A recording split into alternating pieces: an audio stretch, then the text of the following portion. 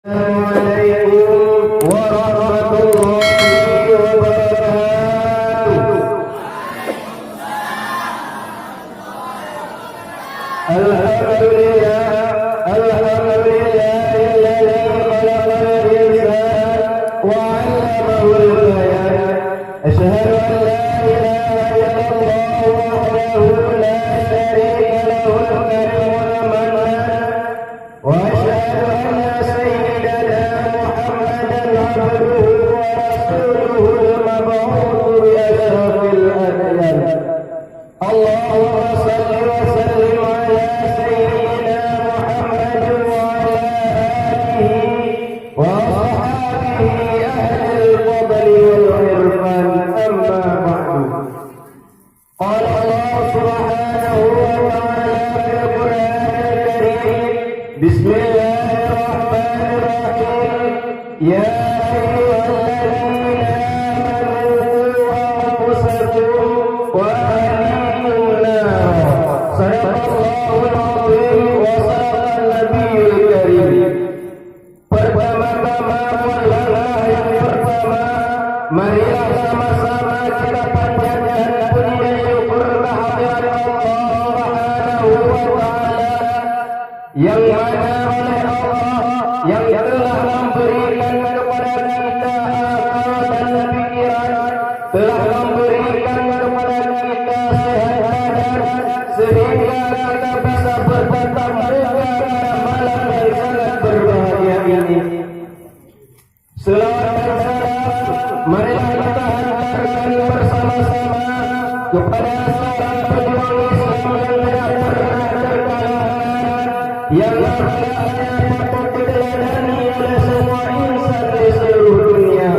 Siapakah beliau? Yakni baginda Nabi besar Muhammad sallallahu alaihi wasallam, dan juga kepada ahli sahabat Rasulullah, yang mana oleh ahli sahabat ini yang telah sering berselangkah bersama Rasulullah dalam memperjuangkan agama Allah di atas permukaan bumi ini. Rahmat dan sejahtera pula kepada alim-alim ulama, baik itu ulama yang mutaqaddimin maupun itu ulama yang mutaakhirin, yang mutabar kedua-duanya di sisi Allah Subhanahu wa ta'ala. Saya sebagai santri sangat pantas dan wajarlah mengaturkan kata-kata keta'ziman wal ikraman saya yang se'ala-a'lana. Yang pertama sekali kepada ayahanda rohani kita, yakni Al-Mukarram Baba dan Al-Mukarramah Bunda sekeluarga yang tercinta. Kita doakan semoga Baba dan keluarga selalu dalam limpahan rahmat dan karunia Allah, mulai di dunia dan terlebih-lebih lagi di akhirat kelak. Amin amin ya rabbal alamin. Penghormatan saya dan penuh ta'zim pula kepada dewan-dewan guru, baik itu dewan guru maupun dewan guru yang wati. Pula penghormatan dengan penuh ta'zim pula kepada dewan-dewan hakim yang arif lagi bijaksana. Pula penghormatan saya yang teristimewa kepada seluruh santri-santri dan hadirin dan hadirat yang telah berhadir pada malam yang sangat berbahagia ini. Hadirin kaum muslimin yang dirahmati oleh Allah, sudah kita ketahui bersama yang bahwa kehidupan yang kita jalani sekarang ini adalah kehidupan akhir zaman, dan perang yang akan kita hadapi di zaman sekarang ini adalah perang akidah, perang menghadapi peradaban dan kebudayaan yang menghancurkan moral daripada anak-anak kita, perang menghadapi banjirnya maksiat dan mungkar. Di tengah-tengah itu, di samping berkewajiban menjaga diri dan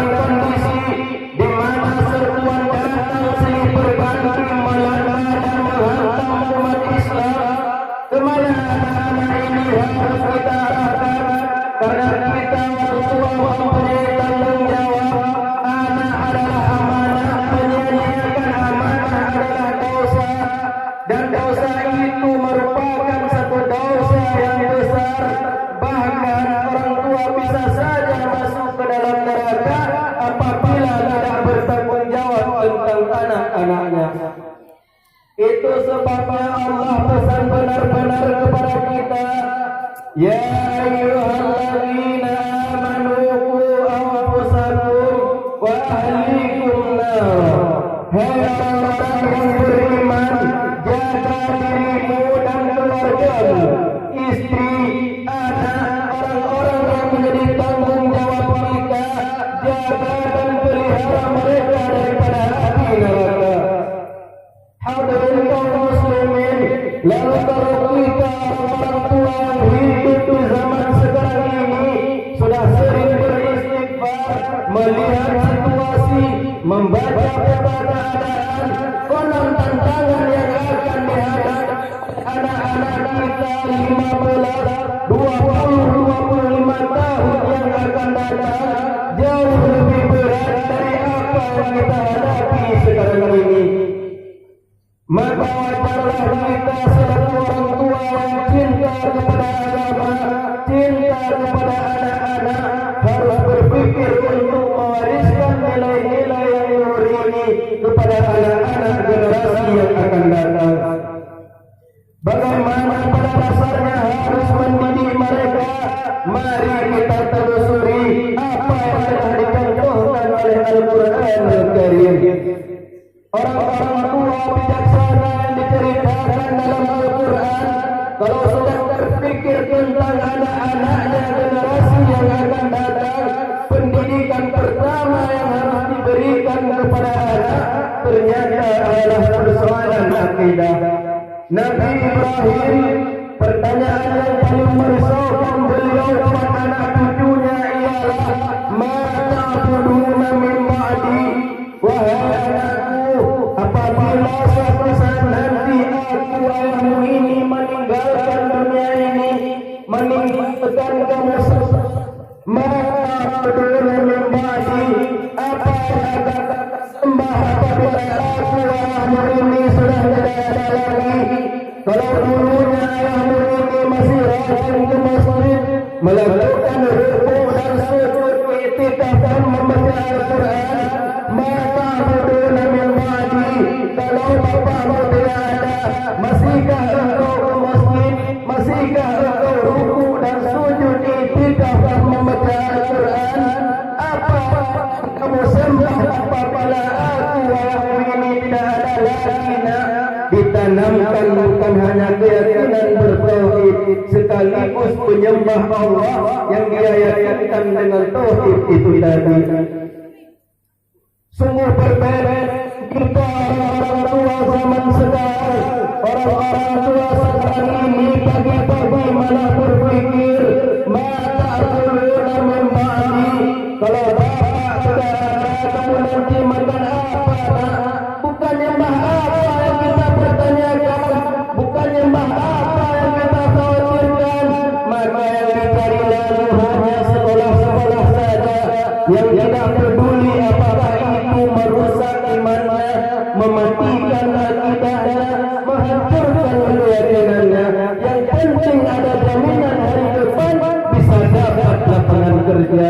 Akibatnya berdiri orang tua muslim menyekolahkan anak-anaknya di sekolah-sekolah yang bukan Islam, yang nyata-nyata membahayakan akidahnya, dididik dengan kultur dan budaya yang tidak sesuai dengan nilai-nilai akidah yang dimilikinya.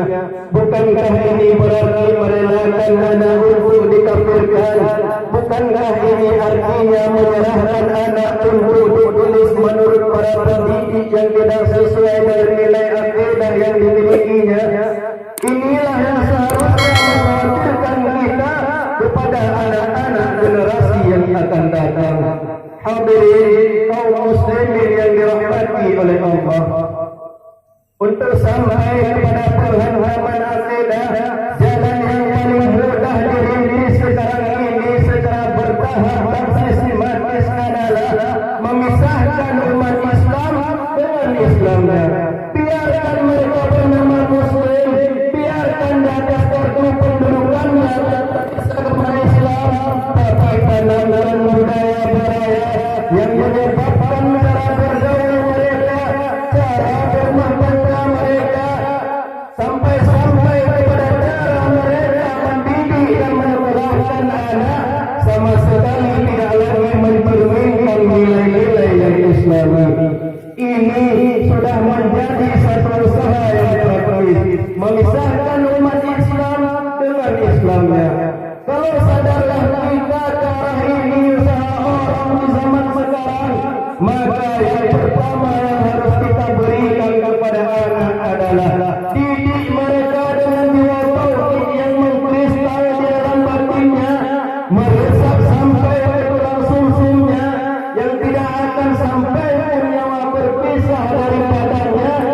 akidah itu tetap di hatinya. Bahkan dia dengan tegar berkata, lebih baik saya melarat karena mempertahankan iman daripada hidup mewah dengan menjual akidah. Hadirin kaum muslimin yang dirahmati oleh Allah, maka didiklah anak menurut tuntunan Al-Quran sebagaimana yang telah dijelaskan, sebagaimana yang telah dicontohkan oleh Luqmanul Hakim yang diceritakan dalam surah Luqman mulai ayat 11 dan selanjutnya. Apa pendidikan pertama yang harus kita berikan kepada anak-anak? Yang pertama, la tusyrik billah.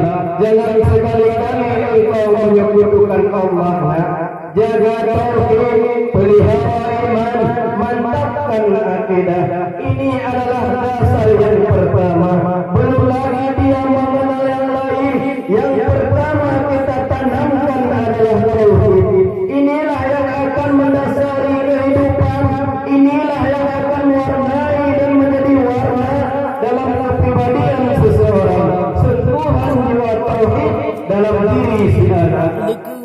Belum sempat yang mengenal yang lain. Yang pertama kita wariskan, kita berikan, kita wariskan. La tusyrik billah. Jangan sekali-kali engkau menyekutukan Allah. Kalau ini sudah tertanam, maka sudah menjadi satu pondasi yang kuat bagi anak-anak generasi yang akan datang. Hadirin kaum muslimin yang dirahmati oleh Allah. Kemudian pendidikan yang kedua oleh Al-Quran melalui Luqmanul Hakim ini menyuruh kita setelah menanamkan jiwa tauhid, tanamkanlah yaitu rasa hormat kepada orang tua di hati anak. Bagaimana cara menanamkan rasa hormat ini kepada orang tua di hati anak? Tentu yang pertama, bagaimana orang tua bisa memberikan keteladanan.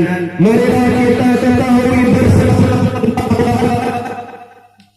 sebelum anak mengenal sekolah dasar, sebelum anak kenal TK, ibtidaiyah, sanawiyah, sampai kepada perguruan tingginya, yang pertama dia kenal adalah lingkungan rumah tangganya, gurunya adalah ibu.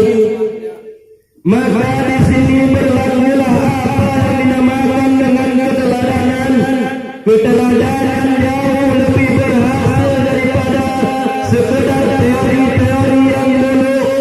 Keteladanan jauh lebih berhasil daripada berbagai macam indoktrinasi dan penatanan.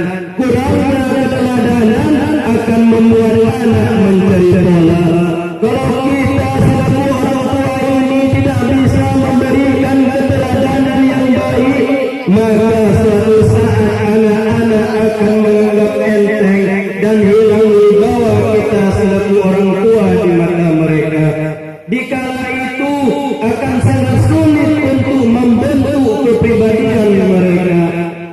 Maka setelah menanamkan jiwa tauhid, tanamkanlah yaitu rasa hormat kepada orang tua di hati anak. Yang dirahmati oleh Allah. Kemudian pendidikan yang ketiga melalui model Luqmanul Hakim ini, Al-Quran mendorong kita yaitu menanamkan etika otonom. Apa itu? Sebagaimana sudah dijelaskan dalam Al-Quran, ya bunayya innaha yakum misqala habatin min khardalin fatakun fi sakhratin aw fis samawati aw fil ardi ya'ti biha Allah. Wahai anakku, apabila kamu mengerjakan satu kebaikan kecil, tidak nampak oleh pandangan mata yang zahir, yang kecil itu tersembunyi di puncak langit, di dasar bumi yang paling dalam, ataupun di tengah batu hitam sekalipun, Allah Ta'ala pasti mengetahuinya dan akan memberikan balasan dengan seadil-adilnya. Pendidikan apa ini? Itulah yang dinamakan dengan pendidikan yaitu menanamkan etika otonom. Kalau pendidikan moral ini sudah ada dalam diri si anak, maka dia selalu merasakan dimanapun ia berada, kemanapun ia pergi, ia selalu merasakan bahawa Allah dekat dalam hidupnya. Dia sadar sesadar-sadarnya bahawa tidak ada satu perbuatan yang bagaimanapun kecilnya yang bisa disembunyikan daripada kekuasaan Allah. Hadirin masyarul muslimin, sidang jemaah pendengar yang dirahmati oleh Allah.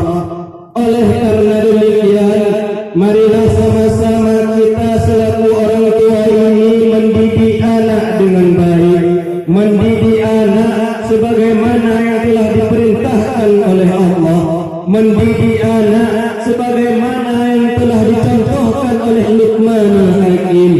Maka tanamkanlah yang pertama, yaitu jiwa tauhid kepada si anak. Kenapa kita harus menanamkan jiwa roh semangat tauhid ini kepada anak? Yang pertama, kita tidak hanya ingin mempunyai anak yang pintar, lebih daripada itu kita pun ingin mempunyai anak yang benar. Segala bentuk disiplin ilmu, segala bentuk penalaran ilmiah dan intelektualitas manusia mungkin di satu sisi akan membuat dia pintar, tapi di sisi yang lain belum tentu akan membuat dia benar.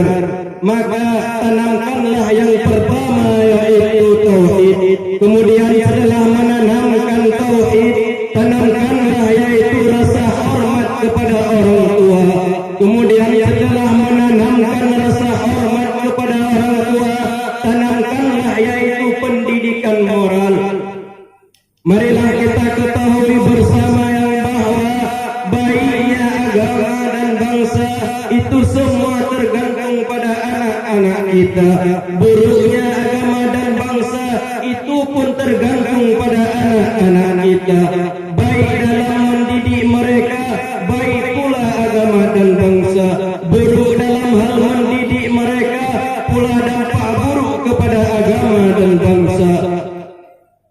Mudah-mudahan Allah mewujudkan apa yang kita harapkan kepada anak-anak kita, yaitu menjadi seorang insan yang fid dunya hasanah wa fil akhirati hasanah.